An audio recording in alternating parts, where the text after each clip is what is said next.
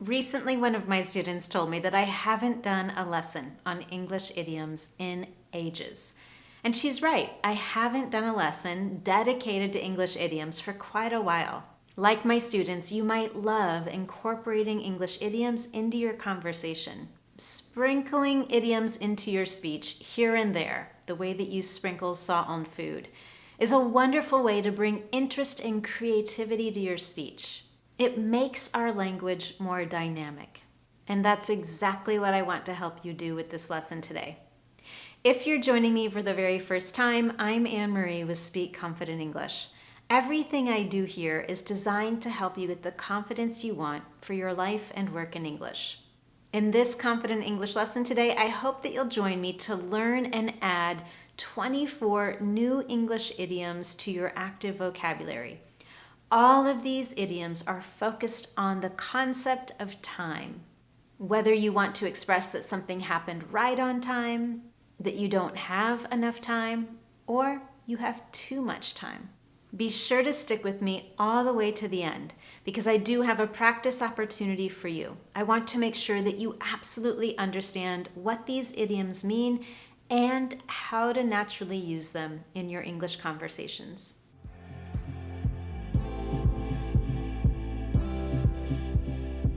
Let's start with our first 4 idioms, all of which help us express that something happened at just the right time. It wasn't too early and it wasn't too late. The first one is in the nick of time. For example, we were stuck in traffic, but we arrived at the airport just in the nick of time. We use this idiom to express that something happened just at the last possible moment, before it was too late. If we had arrived any later at the airport, we may have missed our flight. So we arrived in the nick of time. Similar to that, we can also describe something as happening at the 11th hour. Again, this idiom tells us that something happened just at the last possible moment, before it was too late. For example, just when we thought we were going to miss the deadline, Carol finished her editing and we submitted the proposal at the 11th hour. Our third idiom in this category is it's high time. For example, it's high time that we consider moving out of our apartment and into a house. This idiomatic phrase expresses that it's about time that we finally do something. Maybe someone has been waiting for a very long period of time and they are finally ready. It is about time. Now is the right time. It's high time. And our final idiom in this category is in good time. In good time expresses that something will happen when it's supposed to happen. For example, when I was worried about whether I would ever find a job I really wanted, my mom said, all things happen in good time. And now let's move on to our second category of idioms, all of which are focused on different points of time. For example, eons ago or ages ago. English speakers love this phrase to express that something happened a while ago. In fact, it emphasizes that something occurred a long time ago. Just like the example I shared at the beginning when my student said, you haven't done a lesson on idioms for ages. In other words, for a really, really, really long time. Another example, I finished that book eons ago. In other words, months ago or years ago. An idiomatic expression that means the opposite, that means that something will occur in the future, but not for quite a while, is a ways out. For example, let's say that it's January and you've already started to plan your summer vacation. You have everything ready to go. In a conversation, you might say, I know that summer is a ways out, but you can never start planning your vacation too soon. Another great idiomatic expression to use with a future focus is in the long run. When we use this in a sentence, we're expressing that something will more fully develop over time. For example, we should start saving money now so that we don't have to worry about our financial security in the long run. The next idiom on our list is one of my favorites when I get up particularly early for a flight or to work out. At the crack of dawn. For example, I was so excited about my new job that I woke up at the crack of dawn today. This phrase refers to that moment when we first start to see the sunlight on the horizon. And we use this expression to talk about things that happen super early in the morning. And now our final idiom for talking about different points of time is a moment of truth. And we love to use this idiom to talk about a present moment when something will be revealed. Maybe we've been waiting and waiting and waiting to find out some information. And when it is time for that information to be revealed, we can say it's the moment of truth. For example, if you have a child applying to universities, you might be waiting and waiting and waiting to get news in the mail on whether or not your child was accepted into that university. So when that letter finally arrives and your son or daughter starts to open that envelope, it is most certainly that moment of truth when you will find out whether or not your daughter or son was accepted into that university. And now it's time for our next 6 idioms, all of which are focused on expressing a lack of time. In the past, I've done lessons on time management and trying to create better life-work balance. So some of these idiomatic expressions may be familiar to you. The first one on our list in this category is to be pressed for time. And we use this to let others know that we don't have very much time. For example, we were pressed for time and had to finish dinner early so we could make it to the theater.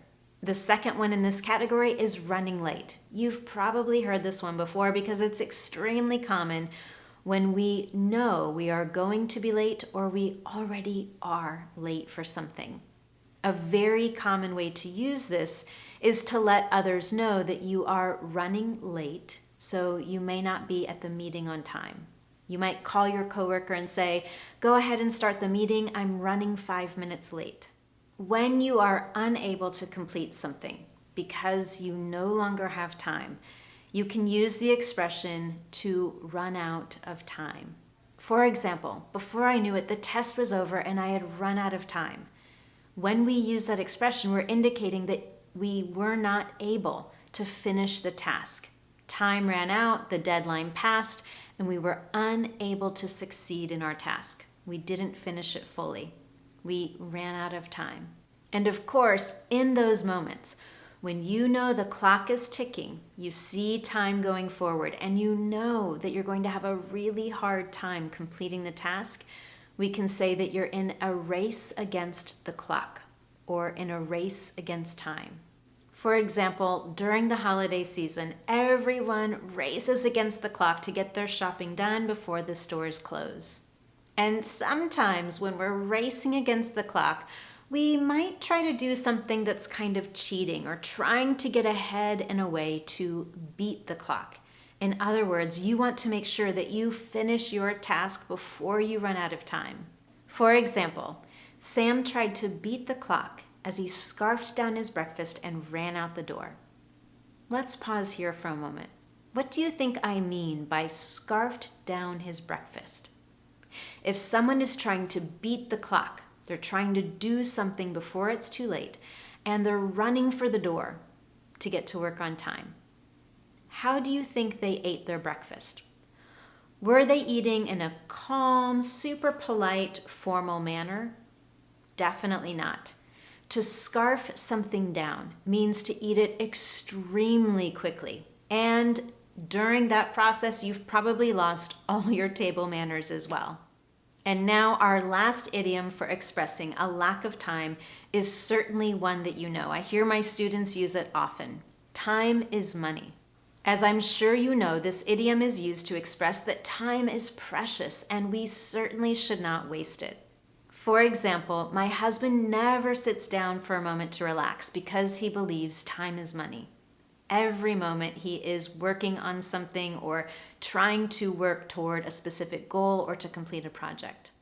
All right, so far we've had a variety of idioms that can be used to express that something happened right on time that we had a lack of time and to express different points in time. So now let's move on to our fourth category with idioms we use to talk about having excess time or too much time. When you go on vacation, you probably would love to say that you have all the time in the world.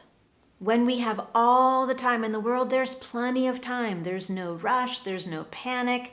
We don't have to worry about any upcoming deadlines.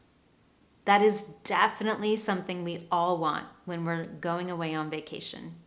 Another example might be, we have all the time in the world to binge watch Netflix shows this weekend. Similar to all the time in the world is to have a lot of time on your hands. Again, this is used to express that you have plenty of time. For example, Sandra has a lot of time on her hands now that her kids are at school. With this particular idiom, we can also use it in the negative sense to indicate that we don't have time, that we have a lack of time. For example, now that I'm going back to work and at the office full time, I don't have a lot of time on my hands to watch Netflix. When you have too much time on your hands and you're not really sure how to fill up all that time, you might start looking for different things to do to occupy yourself or to kill time. For example, if you're traveling, you might have a 6-hour layover in an airport. So you might say that you want to find a really good book to read while you're at the airport to kill time. And if that book is particularly good, you might lose track of time.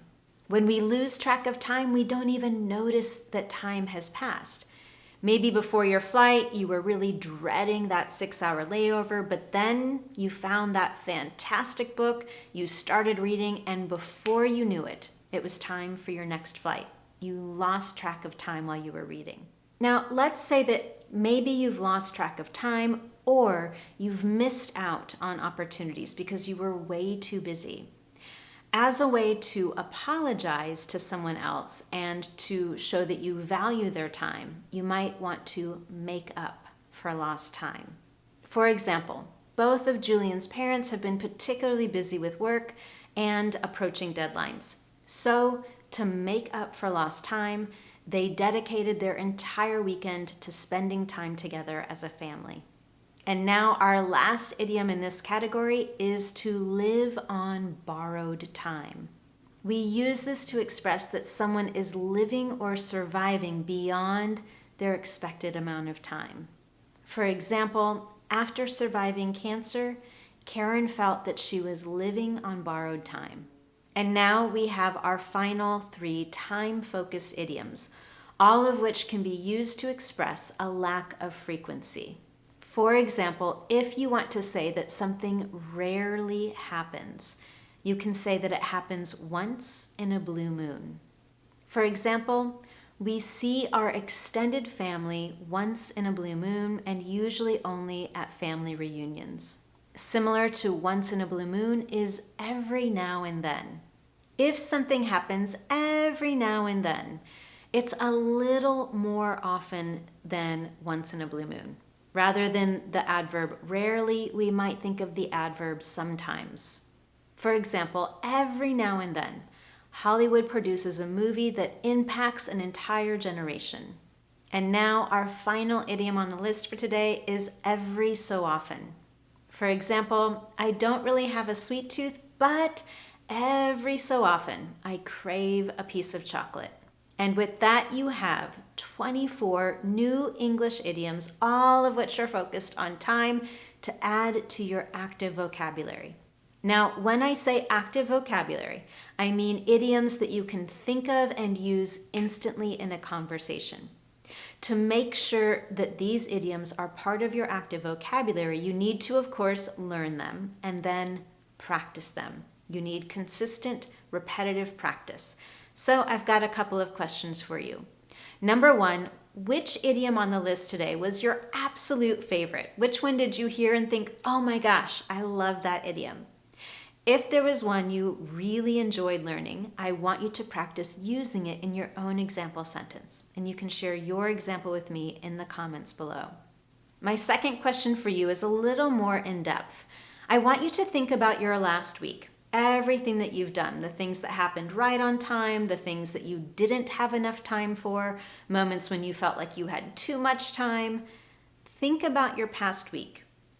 Choose 3 idioms from this lesson today and use those idioms to describe your week. Again, you can share in the comments with me below. If you found this lesson useful to you, I would love to know, and you can tell me in one very simple way. Give this lesson a thumbs up here on YouTube, and while you're at it, subscribe to the Speak Confident English channel so you never miss one of my weekly lessons. Thank you so much for joining me, and I look forward to seeing you next time.